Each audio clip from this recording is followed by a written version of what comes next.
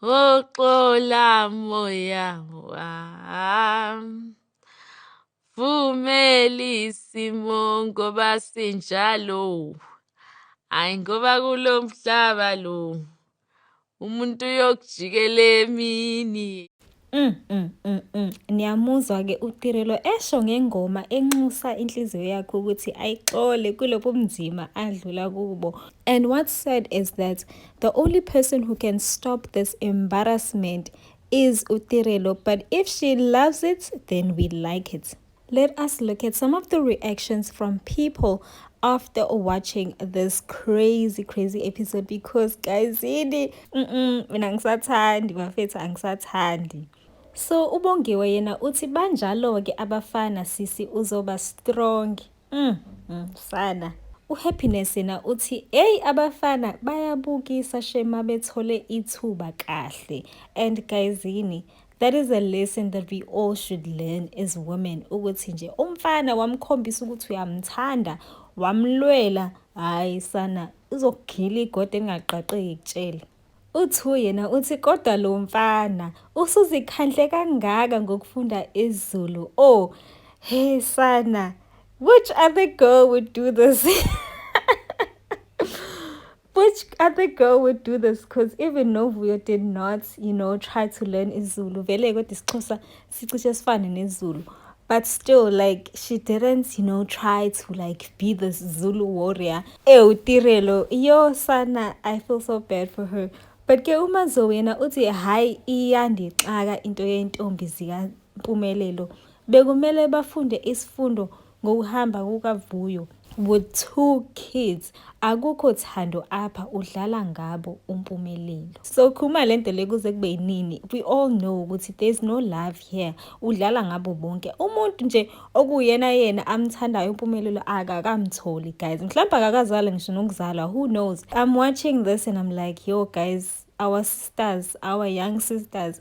Uthi-ke uSilindile yena, but he did say from the beginning ukuthi umfazi wakhe wokuqala kuyoba intombi nto. That's why uVuyo left. Angi-understand uTirelo ucikwa yini ngoba she knew. Ucikwa ukuthi she thought ukuthi things have changed phela ngoba nayi i-competition isisukile. She thought that izenzo zakhe, now that uVuyo akasekho in the picture, would prove ukuthi she's worthy of being umamkhulu without openly saying ukuthi ufuna ukuba umamkhulu. Ufuna ukuthi kube uyena usibindi ushoyo ukuthi okay, ngiyakubona uyazama, ngiyakubona uyangilwela, ngiyabona ukuthi uyangithanda, ngiyabona ukuthi you agree with everything engiyishoyo, you want to be umamkhulu, then ke mase yamlobola kube uyena umamkhulu.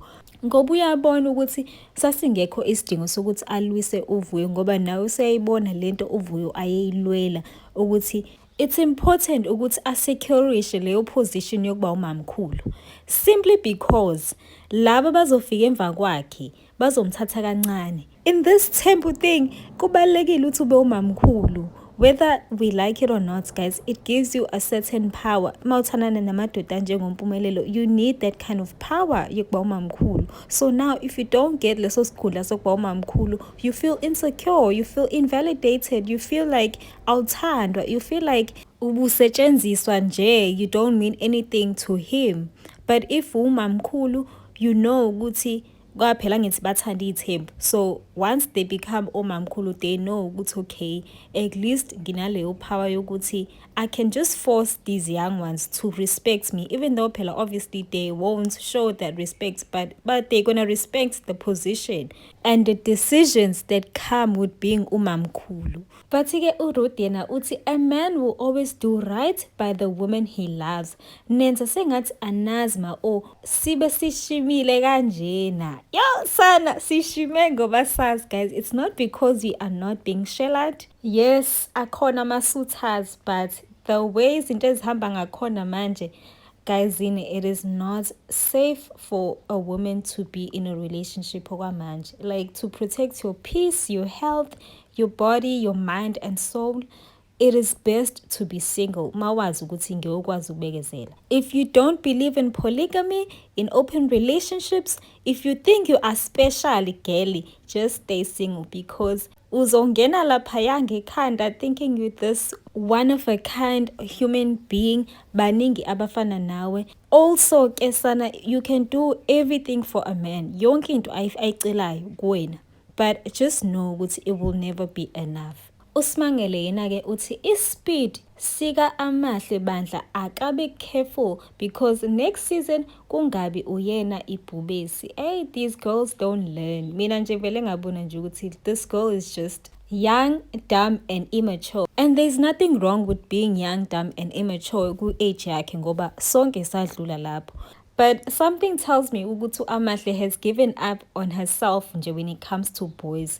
I think she realizes ukuthi vele inhlalsuthi iyadlalana nje. Guys, if you know amaNazaretha, you know ukuthi inhlalsuthi, the men from that church, guys, ngikhule kulona ngiyabazi nje ngiyabazi. You know how umgobo is. It is worse. It is 10 times worse than dating a guy that is not in Nazareth. Because you think ukuthi uzokuphatha kahle because naye uyiNazareth uyawazi umthetho, but guys ama guys nje will be guys, whether they are Christian, whether they are amaNazaretha, whether they are Catholic, whether they basindisiwe, amadoda nje amadoda, guys. And the perfect example is Usis Nozipho and that other lady who was dating inhlalsuthi kwamzalisa thinking anezu 3, and then when he was ready to get married wamshiya wathatha itshitshi.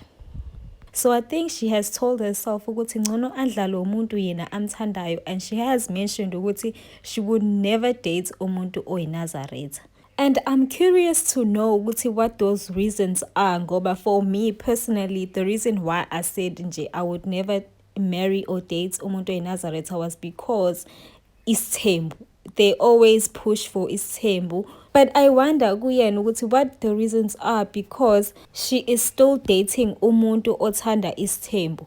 Mhlambe impatho, mhlambe it's the responsibilities, because I know ngempela if you marry umuntu oyinhlalsuthi, if you nje choose to be in Nazaretha and follow inkolo yobuNazaretha, kuningi that you need to do and uphold as a wife and support your husband kuyo.